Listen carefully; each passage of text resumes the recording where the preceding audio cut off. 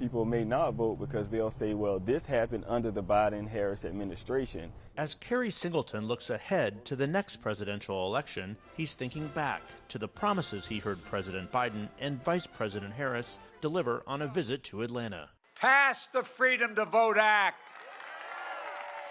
Pass it now! On that winter day, the president was closing in on his first year in office. Hopes were high for Singleton and other students on the grounds of Clark Atlanta University and Morehouse College. Since then, voting rights legislation stalled. The Supreme Court rejected a student loan forgiveness plan, and high prices, from food to housing, are fueling economic anxieties.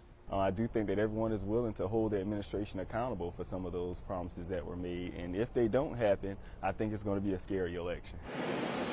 For all the warning signs facing the president a year before the election, the skepticism and apathy of young voters rank high. Folks just feel poorer right now than they did 2 years ago. There's going to have to be a lot of conversations about how we feel like our issues are being heard. Nabila Islam Parks is the youngest woman to win a seat in the Georgia Senate. In 2020, she went door-to-door in the Atlanta suburbs, building a coalition to help Biden turn the state blue. That coalition, she said, could fracture by the president's handling of the Israel-Hamas war. I think that young voters recognize you can't bomb your way to peace and security, and so we do feel uncomfortable with that. Rachel Carroll's first vote for president went to Biden. She said she doesn't regret it, given the alternative, but finds herself disappointed by some priorities of the White House. If they can fund a war, they can find the money to pay off our student loans.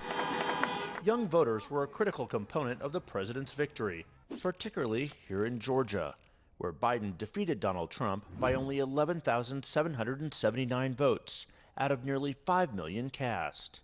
Exit polls in 2020 show that voters 18 to 29 made up 20% of the Georgia electorate, the only state of the top 6 battlegrounds where the percentage of young voters exceeded the national share of 17%. Biden won young Georgia voters by 13 points, according to exit polls.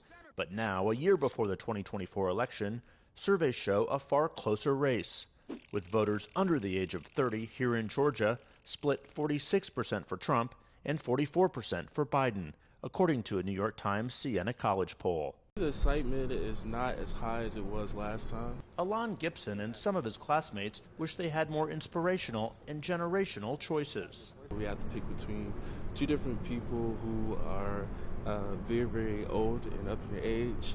We would like to see Biden pass the baton.